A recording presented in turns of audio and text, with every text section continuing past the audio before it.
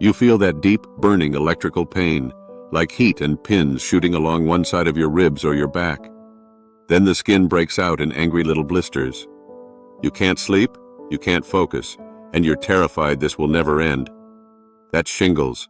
And believe me, I know how crushing that fear is. You're doing the right thing by taking antiviral meds. But there's something most people don't know. Your diet can either starve the virus or feed it. Some healthy foods might actually be throwing gasoline on the fire. Before we dive into the exact foods that starve this virus, I need to be clear. I am not a doctor. This video is for educational purposes only. Shingles is a serious condition. Always consult your physician and take your prescribed antivirals. Okay, now that we're clear, here's the simple biology you need to know in the next 2 minutes so you can take immediate, practical action. Shingles is the chickenpox virus, varicella zoster, that's been sleeping inside your nerve roots for years. When your immune system dips, it wakes up, rides the nerve fibers to the skin, and in the process strips and injures the nerves. That's the source of the burning, electric pain. Now the part that changes everything. These viruses need certain amino acids to make copies of themselves. One key amino acid, arginine, helps herpes viruses replicate. Another amino acid, lysine, can act like a competitive blocker. Flooding your body with lysine and lowering excess arginine creates a biochemical environment less friendly to the virus. I want to be blunt. You don't need extreme fasting or magic cures. You need targeted, short-term changes, a few days to a couple of weeks, to reduce arginine exposure while you ride out the antiviral treatment. Later chapters will show exact food lists, meal swaps, and safe supplement ranges. For now, understand the enemy, arginine, and the shield, lysine. In the next segment, I'll show you the exact foods you must stop eating right now and the foods to swap in that will give your body the best chance to keep the virus quiet and reduce the risk your nerves get permanently damaged. If you're watching this while you're in the middle of an outbreak, breathe. You've already taken an important step by seeking answers. Stay with me. I'll make this simple, science-backed, and immediately usable. All right, let's get microscopic for a moment so everything you do from here on actually makes biological sense. Shingles is not a skin disease. It's a nerve disease that shows up on the skin. When you had chickenpox, the varicella zoster virus, VZV, didn't disappear. It slipped into your sensory nerve ganglia, the dorsal root ganglia and cranial nerve ganglia, and went dormant. For decades it can sit there, invisible, until something weakens the local immune surveillance. Triggers vary: stress, aging immune decline, certain illnesses, steroids, anything that nudges the immune system down. The virus then reactivates, replicates inside those neurons, and uses the nerve fiber like a highway to travel outward to the skin. That travel is not cosmetic.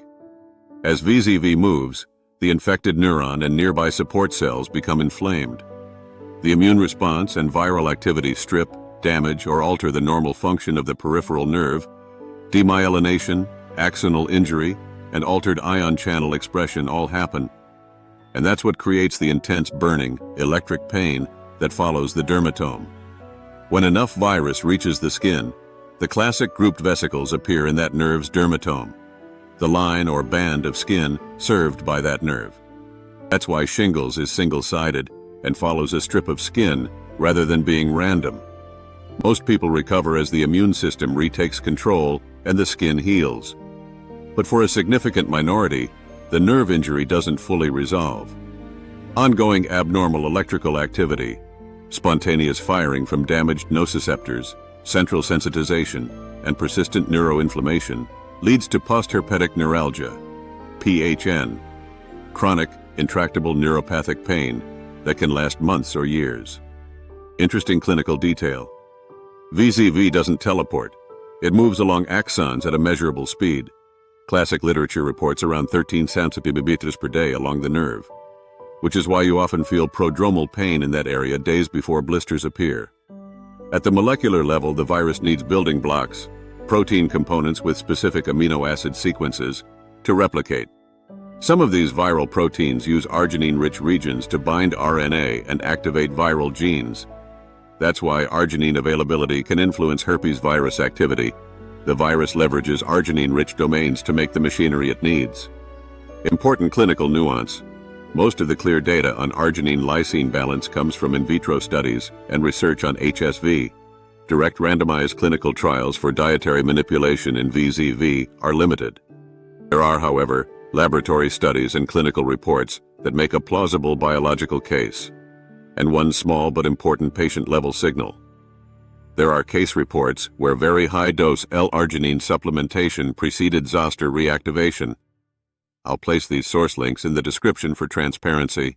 What this means for you right now, you're not being asked to change your life forever. The mechanism suggests that a short, targeted reduction in arginine-heavy foods and a modest increase in lysine-rich foods during the acute window, while you're taking antivirals and your immune system fights back, could make the environment less favorable for viral replication.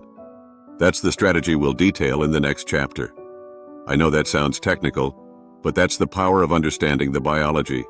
It lets us make small, practical, evidence-aligned changes that reduce the virus's advantage and protect fragile nerves.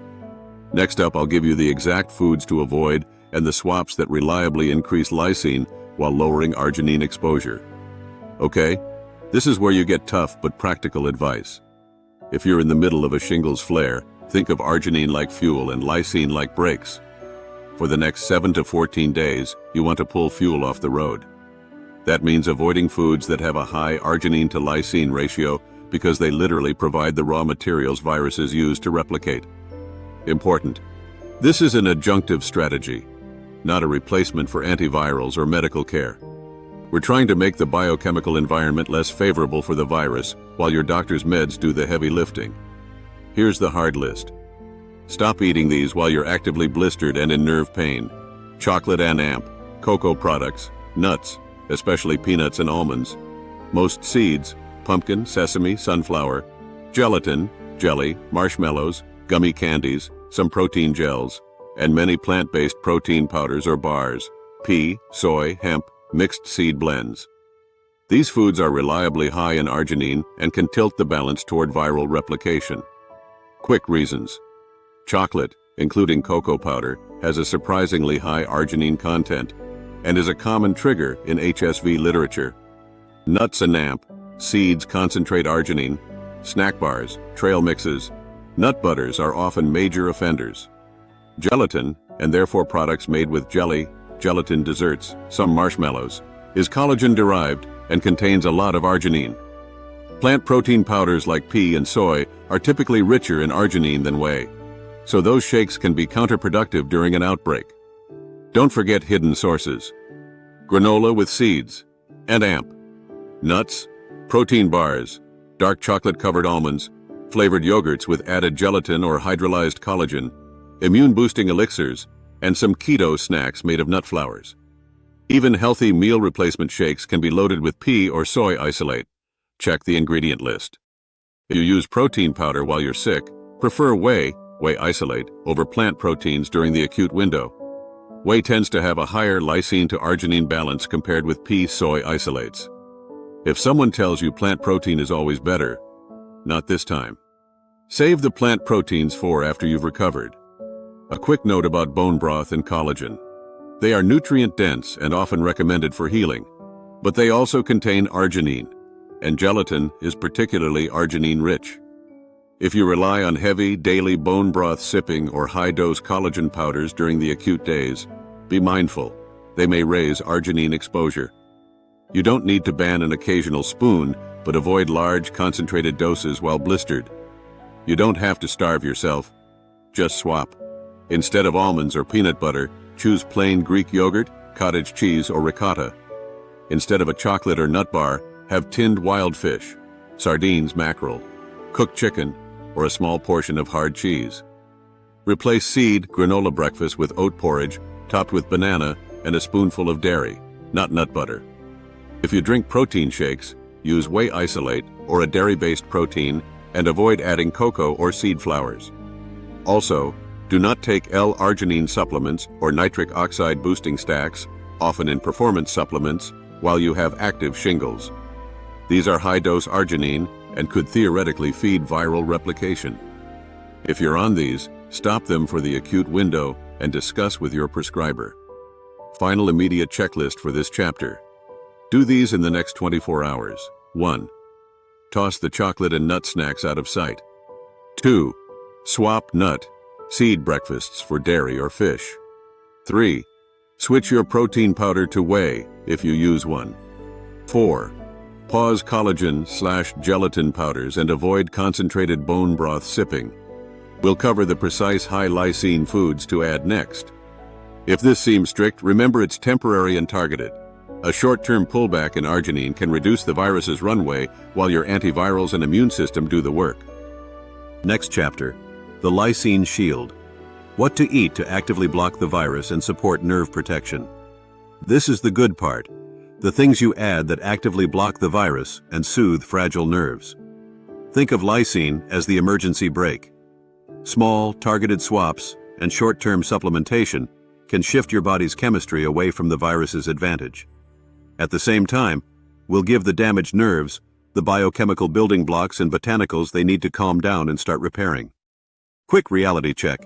The strongest lysine evidence is for HSV, cold sores. VZV, shingles, has less trial data. But the biochemical logic, arginine fuels replication, lysine competes, is plausible and low risk when done sensibly. We'll pair diet with clinically supported nerve support nutrients so you're attacking the virus and protecting nerve health. Eat these consistently while you're in the acute window. Greek yogurt, cottage cheese, ricotta, hard cheeses, cheddar parmesan, wild-caught fish, tuna, salmon, sardines, organic poultry, chicken, turkey, lean beef, eggs. These animal proteins generally have a favorable lysine to arginine ratio compared with most nuts, seeds, and many plant protein isolates. Prefer dairy and animal proteins during the acute days. Avoid the nut/seed/chocolate/gelatin group we covered. Remember, this is temporary and targeted. Here's a practical 3-day plan you can use right now. Portions are guidelines. Adjust for appetite. This focuses on high lysine, low arginine choices and includes nerve-friendly elements. Day 1. Sample breakfast, 8 a.m. Greek yogurt, 1 cup with sliced banana and a drizzle of honey. Snack, 11 a.m. Hard-boiled egg plus a small apple. Lunch, 1 p.m. Grilled wild salmon, 120 to 150 Gs, plus steamed green beans, plus small baked potato. Snack, 4 p.m. Cottage cheese, 1/2 cup with cucumber slices. Dinner, 7 p.m. Roast chicken breast, plus quinoa, small portion, plus steamed carrots. Day 2. Sample breakfast, 8 a.m. Scrambled eggs, 2, plus whole grain toast, no seed topping. Snack, 11 a.m. Plain kefir or small glass of milk. Lunch, 1 p.m. Tuna salad, canned tuna in water, light mayo, celery. On lettuce. Snack, 4 p.m. Small piece of hard cheese, plus pear. Dinner, 7 p.m. Turkey meatballs, plus brown rice, plus sautéed spinach. Day 3. Sample breakfast, 8 a.m. Cottage cheese pancakes, made with cottage cheese, plus eggs, plus berries. Snack, 11 a.m. Yogurt, plus sliced peach. Lunch, 1 p.m. Grilled shrimp or sardines, plus mixed salad, no seeds, nuts. Snack, 4 p.m. Boiled egg or small tin of sardines. Dinner, 7 p.m. Lean beef stir-fry with broccoli plus cauliflower rice. Stay hydrated, keep sodium balanced, and prioritize easy-to-digest meals if pain is severe. Add extra B vitamin-rich foods, eggs, dairy, or consider a B complex that includes methylcobalamin, B12, because B12 has clinical evidence for helping neuropathic pain recovery. If you want to supplement lysine for the acute window, common, reasonably safe dosing used in HSV studies is about 1,000 milligrams, 1 g, 3 times daily, so roughly 3 g per day. Some reports use slightly higher doses, but higher doses increase the chance of GI upset. Do not exceed 3 g per day without medical supervision. If you have kidney disease, pregnancy, or a rare metabolic disorder, lysinuric protein intolerance, do not take lysine supplements. To protect and calm damaged nerves, consider evidence-backed nutrients often used in neuropathy. Methylcobalamin, B12, 500 pounds to 1,000 res mcg a day. Alpha-lipoic acid, ALA, 300 to 600 mg a day. And dietary curcumin, turmeric, or standardized extracts, all with physician sign-off. These have clinical data in peripheral neuropathy models and some positive signals for herpetic neuralgia when used appropriately. This is where a targeted nerve support protocol can be helpful. Nervogen Pro is a botanical-based formulation I recommend as a nerve coolant. It combines proven nerve support nutrients and traditional analgesic botanicals like Corydalis derivatives for their analgesic nerve calming effects, plus B vitamins and antioxidant botanicals that help reduce neuroinflammation. Many people use a protocol like this to quiet misfiring nerves while their body heals. Important safety notes. Nervogen Pro is an adjunct. It does not replace antivirals or medical care. Check the ingredient list if you're on blood thinners, turmerics or curcumin can interact, sedatives or other prescription meds. Pregnant or nursing? Ask your doctor first. Start at the lowest recommended dose and monitor for side effects. If pain is severe or you have systemic symptoms, seek urgent medical attention. That's your toolbox. Diet to starve the virus, short-term lysine if you choose to supplement, and targeted nerve nutrients to cool inflammation and support repair. In the final chapter, I'll cover stress, sleep, and practical daily habits that dramatically lower the risk of long-term postherpetic neuralgia, plus the closing medical reminder. All right, you've done the heavy lifting, you understand the biology, you've learned which foods to pause, and you've seen exactly what to add to give your body the best chance to quiet the virus and protect fragile nerves. Before we finish, let's lock in the habits that actually lower your risk of long-term nerve pain. Habit 1. Reduce stress. Stress raises cortisol and weakens the immune guard at the nerve ganglia. Do 2 short practices today. First, diaphragmatic breathing. 4 seconds in, 6 seconds out. Repeat for 5 to 10 minutes twice daily. Second, a brief movement break. A 10-minute gentle walk or mobility routine to lower sympathetic tone. These small actions lower immune suppression and give antivirals a better chance. Habit 2. Prioritize sleep. Nighttime is when the immune system clears viruses best. Aim for consistent bedtimes, dim lights 60 to 90 minutes before bed, and avoid stimulants late in the day. If pain is keeping you awake, use a cool compress, sleep in a slightly elevated position if the rash is on your torso, and talk to your clinician about approved short-term sleep aids if necessary. Habit 3. Gentle nerve care. Avoid aggressive stretching of the affected area, but keep movement gentle to prevent stiffness. Short, frequent mobility sessions help circulation and nutrient delivery to healing nerves. If you use topical cooling or aloe for the rash, that's safe, but avoid over-the-counter topical analgesics unless your doctor approves. Red flags.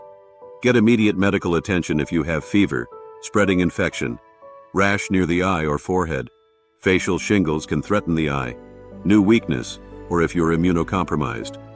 These situations need urgent medical evaluation. Quick checklist before we close. 1. Continue your prescribed antivirals. Don't skip them. 2. For 7 to 14 days, avoid high-arginine foods, nuts, chocolate, seeds, gelatin, and favor high lysine proteins, dairy, fish, poultry, eggs. 3. Consider short-term lysine supplementation, up to 3 g a day, only after checking with your clinician. 4.